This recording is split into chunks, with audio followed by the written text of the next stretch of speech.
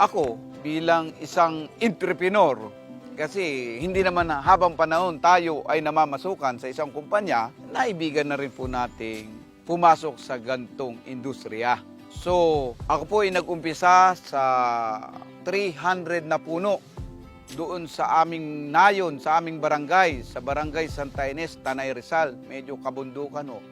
Doon ho ako nag-start. Although yung aking kaalaman sa pagmamangga ay hindi pa talaga hinog. So doon, nag-trial po ako doon sa 300 puno. Ayun naman, yung time na yon, doon sa aming kabundukan talagang medyo liblib. Maraming mga insekto, maraming mga sakit. Doon tayo ho nahasa ng husto. Hanggang sa dito po dumami yung ating habang tumatagal para ka rin dito sa pagmamangga, para ka rin nag-aaral ng kung baga sa doktor. Dito nag-aaral ka na nag-aaral tungkol sa pag-aalaga, kung ano ang maganda sa pag-aalaga ng mangga. Kasi talagang ang pagmamangga, kaya ko nga naipasok to, nakita ko na may potensyal. Nung nakita ko doon, lalo na nung ako rin na-eager nung challenge ako nung isa sa exporter ng mangga sa ibang bansa na Kasendong, nandito na yung market mo. Ang production lang ang kailangan namin para sa iyo. Doon ako natutong mag-expand. Nangutang ako sa bangko, tinulungan naman ako ng bangko, lumaki na lumaki. Sa paglaki nga, meron talagang balakid rin.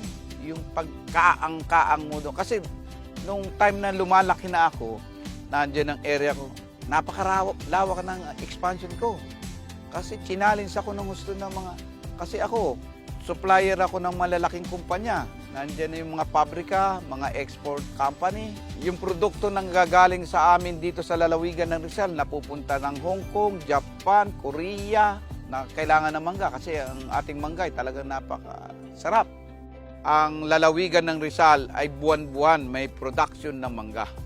Ito kaya ako bilang presidente ng aming association, ini-encourage ko ang aking mga membro, hindi man kalakihan, basta may continuous na supply kami dito sa lalawigan ng Rizal na although kayang-kaya naming i-produce, ang panahon lang ang maghuhusga dahil ang kalaban ho talaga namin dito ay panahon. Ini-encourage ko yung aking mga membro na mag-produce kasi ang isang buyer, pag ikaw ay may continuity ng produkto mo, mapapalabit sa iyo ng gusto kasi hindi na sila hahanap ng iba.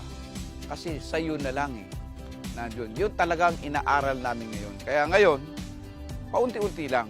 Hindi kami bumabana ng karamihan. Basta kami, buwan-buwan, meron kaming production dito sa lalawigan ng Rizal. Mawawalan lang kami pag dinaanan kami ng kalamidad.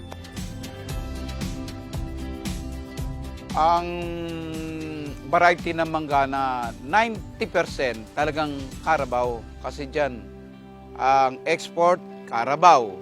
Ang pabrika, processing, Carabao.